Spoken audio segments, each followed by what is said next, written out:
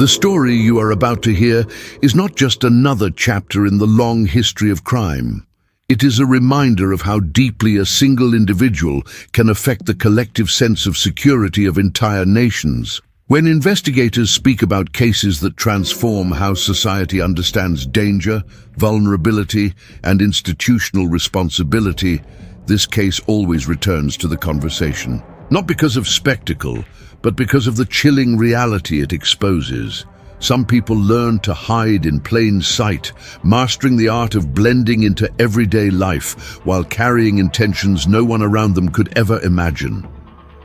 To begin understanding this case, imagine countless communities across Colombia, Ecuador, and Peru living their lives as usual. Children walking to school, families gathering at markets, neighbors greeting each other on quiet roads. For years, these places felt like environments where trust still existed. People felt safe enough to leave their doors open, safe enough to let their children play outside without fear. But slowly, almost silently, an invisible threat began weaving through these same regions, leaving behind questions no one could answer. And for a long time, no one connected the dots. The incidents appeared isolated, geographically distant, scattered across valleys, rural towns, and small urban areas where communication was slow and resources were limited. Local police handled each case individually, unaware that a larger pattern was emerging right in front of them. No one imagined that a single individual could be responsible for events spread across such vast territory. The idea itself seemed implausible. This was the environment in which the offender operated, regions where police forces were overstretched, where social services struggled, and where vulnerable communities often had little access to support. It is in these gaps, between what society intends to protect and what it actually manages to protect, that danger finds space to grow. Experts later emphasized that this case highlights the consequences of systemic weaknesses: insufficient coordination between law enforcement agencies, lack of national databases, and limited cross-border communication. These failures created an open path for the offender to move undetected for far too long. But the story does not begin with the crimes themselves. It begins decades earlier, in the early years of the offender's life, where psychologists found the first clues to explaining the behavior that would emerge.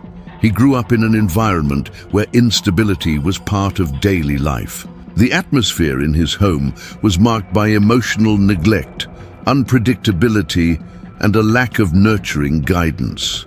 Many professionals who reviewed his history agreed that his early years were not just difficult, they were shaped by trauma, conflict, and profound disconnection from the type of supportive relationships that help children develop empathy and emotional regulation.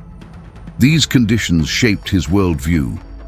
According to psychiatric evaluations conducted years later, he learned early in life to mistrust others, to rely solely on himself, and to suppress any sense of emotional vulnerability. Instead of forming healthy bonds, he learned survival through detachment. Instead of seeking community, he embraced isolation.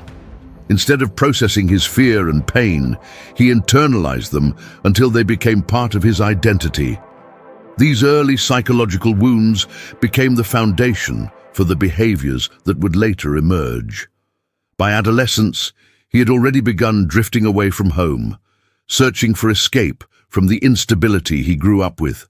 He wandered from city to city, living in the streets, exposed to situations that deepened his sense of abandonment. Without emotional support or supervision, he grew up fast, and in the worst possible way.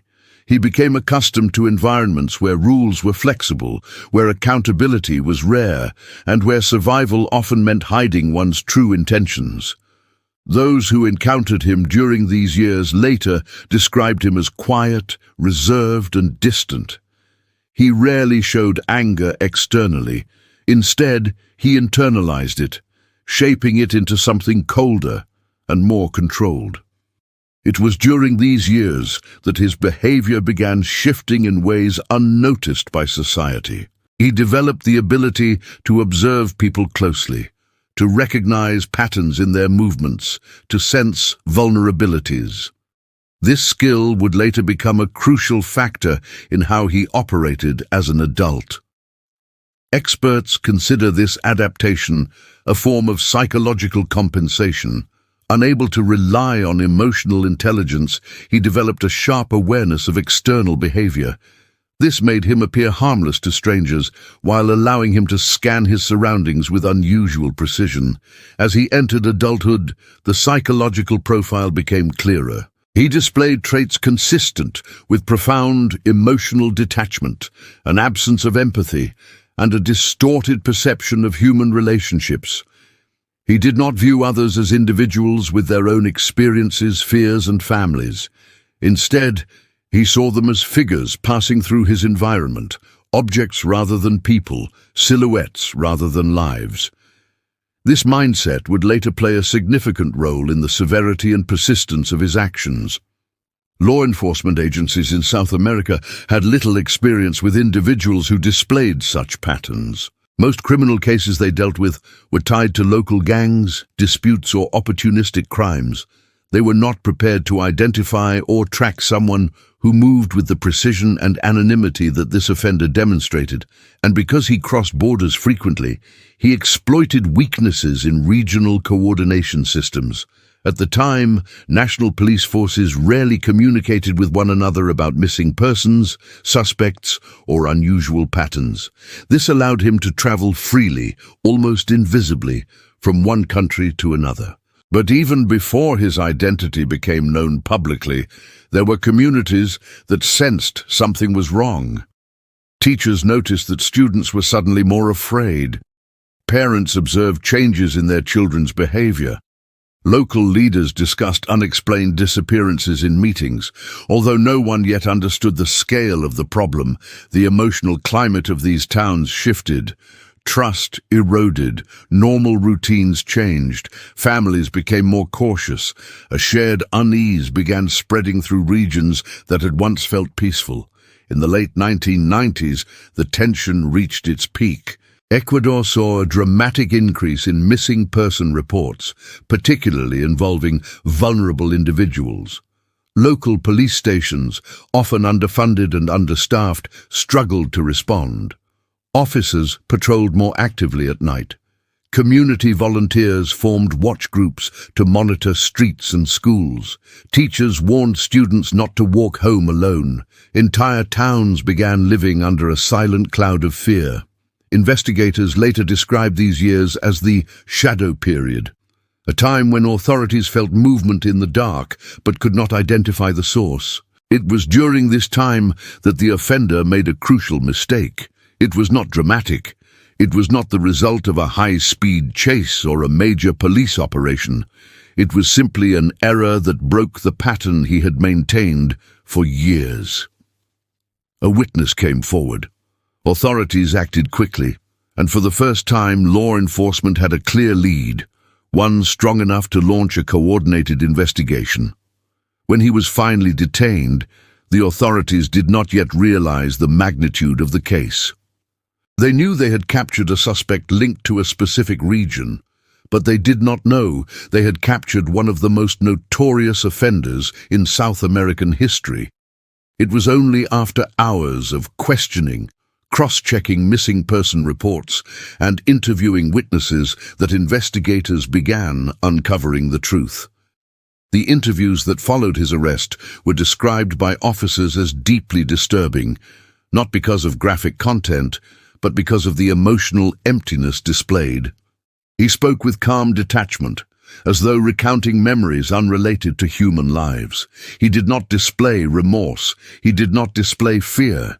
He described his movements with the cold precision of someone recalling a routine.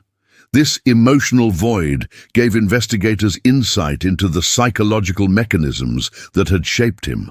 It also reinforced the importance of understanding how trauma, neglect, and social disconnection can deeply affect the human psyche. What followed was an international reckoning. Newspapers across South America covered the case extensively, not to sensationalize it, but to inform the public about what had happened and to push for change. Governments were pressured to improve communication between police forces. Border control systems were updated. National databases for missing persons were modernized.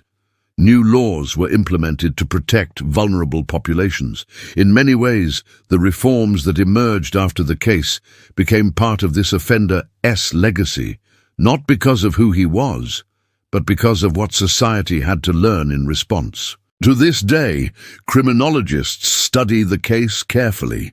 Universities incorporate it into discussions about social vulnerability, psychological development, and institutional responsibility. The case continues to serve as a reminder that protecting communities requires more than punishment. It requires education, prevention, and systems that prioritize the safety of those who cannot protect themselves. This story is not told to inspire fear. It is told to inspire awareness, to help societies recognize the importance of strong community networks, to highlight the necessity of mental health support, to emphasize that vigilance, empathy, and collective responsibility are powerful tools. The offender's actions represent a failure of systems, not a reflection of the communities he harmed. And it is from these failures that nations learn to build better protections. This is not a tale of darkness. It is a tale of awakening. An awakening that reshaped laws, strengthened institutions, and reminded families of the importance of communication and caution. It stands as a solemn lesson about the need to protect vulnerable individuals, to recognize warning signs, and to support those who suffer in silence. And that is why this case continues to be told today, not to glorify, not to sensationalize, but to understand, to learn, to protect.